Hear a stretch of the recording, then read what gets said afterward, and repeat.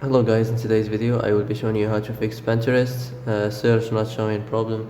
So the answer is easy, just go to the settings and then scroll down to the apps section.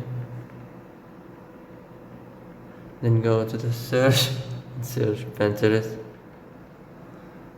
And then go to the storage, and here you will find this clear cache option. Click on it.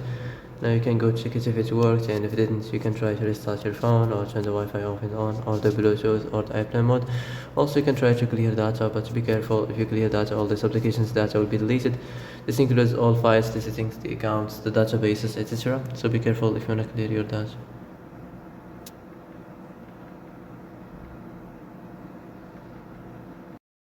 And that's it for today's video. I hope this is the answer you've been looking for.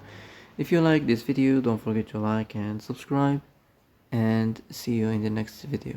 Thanks for watching.